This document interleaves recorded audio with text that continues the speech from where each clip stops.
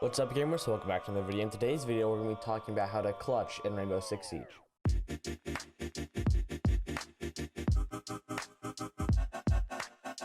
Before we go any further, the links to my Twitch and Twitter are in the description below, so make sure you go check those out. Clutching is probably the hardest thing to do in this game, simply because you're not supposed to win a clutch situation literally ever if you're playing against a decent team, simply because usually you are way down in the man count. Usually it's like a 1v2, 1v3, 1v4, 1v5, 2v4, 2v5. Pretty much, you're just not supposed to win off of sheer numbers of manpower, and usually the situation is not the best. But today we're going to be breaking down how to turn any clutch situation, which is a bad situation, into a possible victory. So this is a 2v5 clutch I have with one of my teammates named Barlow on the map of Cafe. Now the first thing you want to notice is obviously the man count. It is a 2v5, and the time. If you're on defense, the time is your best friend. If you're on attack, it's your worst enemy.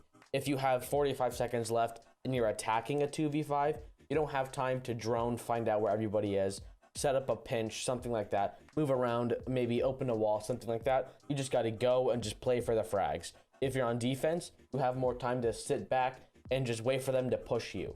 Now, what's really important when you're clutching, there's a few main things. Obviously, like I said, the man count, the time, and then your utility and intel. What I mean by that is your utility. I have a nitro cell still available. I believe Barlow at this point has either 2 or 3 smokes left. So we have a good amount of utility to slow them down and to get free kills. And then your intel. We have a Valkyrie, so we are able to get some intel where they're pushing from and where the attackers are, basically where the attackers are pushing from and where we need to look. What a lot of people do wrong in clutch situations is they try and fight everybody at once. You have to really take it one fight at a time, because if you hear somebody's bakery, dining, and prep, you can't try and fight all those people at once. You have to pick one. Maybe, okay, if one's bakery and prep, that means the one dining is the lone attacker out. Go focus on them, kill them, and then the other 2 are on the prep side, rather than trying to push where the majority of the people would be, because bakery and prep is pretty close. Then you would kind of be pinched in between them. But basically, I'm gonna let this clip play, and then we're just gonna kind of go down and analyze what happens. Outside bakery door, it's an ace.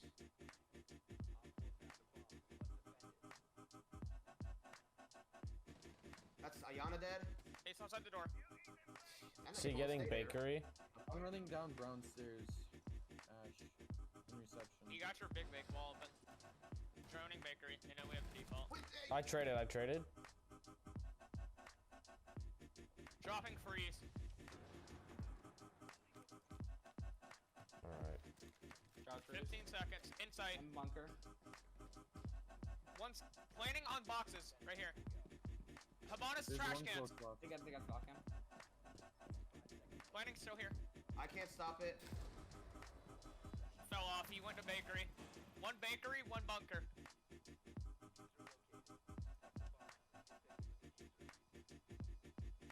I'm gonna drop freeze. He's hash. prone bakery. That's one of his Bakery left. bakery. It's Ace. I have callouts, but we have no information for you other than he's bakery. Can let you know if he comes into sight. That's it. He's on the bakery wall still. Might be tucked right. That's where he was last at.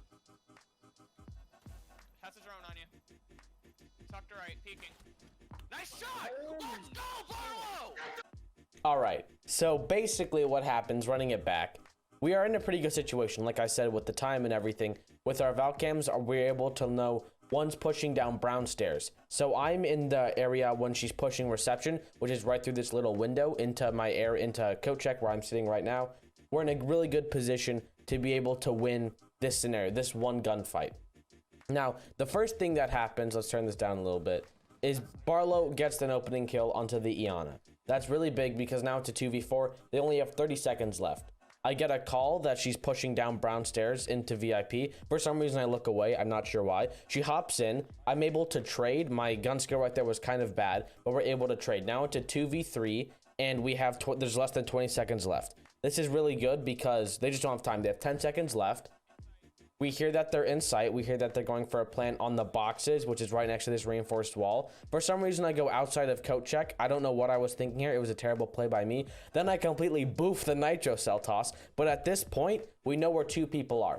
We knew one person was here. planting on the boxes. We knew one person was trash cans. And I believe at this point, we knew Buck had dropped the freezer hatch. So we know where all 3 people are. That's what really helped us win this round. We had the intel. Barlow gets the opening pick sitting behind his shield, and Iana pushes in. He kills her. We know Ash is pushing through VIP. She vaults the window. I kill her. We know where the other 3 attackers are. We know one planted here. We know one's trash can. We know that one dropped freezer hatch. I completely boofed the nitro cell, like I said. I'm able to kill the Habana. I go and rotate to small bakery. I just don't expect this guy, to be completely honest, to be prone, and I just whiff. I don't react fast enough. But Barlow had rotated up white stairs this whole time, so he dropped freezer hatch. Buck swings him for some reason. He's able to kill the Buck. He uses his last smoke to be able to kind of gas out this corner area, gas out near the diffuser. And then we know, because I died to the ace inside the right corner of bakery, he knows he's going to be tucked right. And then when he gets swung, he's able to, he knows where he's coming from. He knows where he's to be aiming, because he can't really swing in front of the desk, or either way, he has his crosshair aimed very well, to the point where even if Ace swung in front of the case, he's aiming at head height. If Ace is swinging behind the case, which he did, Barlow hits a really good shot, and we're able to win the round off of it. So basically, that's what happens. We get the intel, we're able to execute on that intel, and then Barlow just hits a really good shot at the end and kind of bails us out of that round, to be honest, because I played that situation terribly. I completely messed up my nitro cell, and then I didn't shoot the guy prone, but Barlow was able to recover, and we were able to work really well around this 2v5 situation. And that's pretty much all it comes down to. Now, if you don't have the intel of a Valkyrie and you have the majority of the cams up and you're able to get the intel, the clutch situation will be very difficult to win. The main thing you have to do is rely on callouts, because if it's a 1v3, that means that your teammates have died. Hopefully they've died soon enough to where, well, close enough to the clutch point to where the callouts they give you, hopefully, are still usable. Let's say it's a 2v4, then your teammate dies to, there's 2 people inside of bakery, and one of them kills your teammate. Your teammate says, okay, 2 people bakery. All right, you know 2 people are bakery. Now you just need to worry about the last 2. Maybe there's some barbed wire in the hallway. You hear them hit the barbed wire. You know where all 3 of them are. Well, you know where 3 of them are. You need to find the last one. You just need to use your context clues pretty much. You need to know what they breached. For example, we knew they breached bakery wall. We knew that Buck was playing upstairs. So now we know, okay, it's probably going to be a kitchen cooking plant. So the majority of them are probably going to be on that kitchen cooking side. Now, to be fair, that was not true in this case. There were, actually, that is true. There were 3 people kitchen cooking side. Then Ash rotated down the back stairs, brown stairs, and Buck made a late rotate through the freezer hatch. Here is a clutch situation while we are on the attack. Right now, it's a 4v4 with 40 seconds left, but it quickly goes into the defender's favor. So we're just going to let this clip play and then break down how we ended up clutching this round. Get that shield, we can go for an execute here. Study, Yo, study door, study door. Yep, still study. I flushed it off again.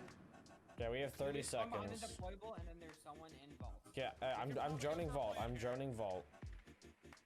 Smoke was behind bar last scene. He's not in vault. He's not in vault. He's prone on the couch. Bar. Okay, one's He's a bar. maestro. Smoke's bar. Couches got me. That's Maestro. Maestro on bar, or smoke on bar, excuse me. Where was the other one? I don't know. I don't know who I killed one mine. Nice. Behind bar, smoke, 1 HP. Just go for Still it. there, shotgun. Nice! All right, so basically what happens in this clip is we end up getting a couple bad calls, to be honest, because we get a call that Maestro was vault, but he was actually inside of sight. So when our teammate pushes in, our Nomad pushes in, he gets shot through the rotate and dies. But then our Iana is able to get a refrag down the hallway onto the Wamai. Now, our Zofia dies shortly after because there's a bandit playing couches right through this wall who throws a C4 and blows her up. And then basically what happens, Iana pushes bar door, gets one pumped really close by the smoke. She runs into bar. If you saw, she dies. Maestro swings me. I'm able to shoot him. Zofia gave the call out that bandit was couches. So I asked where bandit was, but I had a feeling he would still be couches. So I'm able to kill the bandit couches. And then smoke was behind bar pretty much the whole round. So I push up. To be honest, this fight had me very concerned because he has the best shotgun in the game, in my opinion, and I'm pushing up with a 2x scope with very little seconds left. But that's a situation where even if it's a 4v4, when there's such little time left, if you're trying to all flood into the site, it can go south very quickly, and you just need to be able to have that kind of sound mentality and be able to understand the situation and pretty much be able to get the callouts. To be honest, the reason why we won this round is because even though we all died, well, not all of us died, but the majority of us died, we were able to give the callouts. And because there was such little time left in the round, we were able to execute on that information while it was still fresh and ended up winning the round because of it. That's pretty much how you clutch in Rainbow Six Siege. I hope you enjoyed. If you did, remember to like and subscribe. I stream pretty much every day. Link in the description below. Thank you for watching, and peace out, gamers.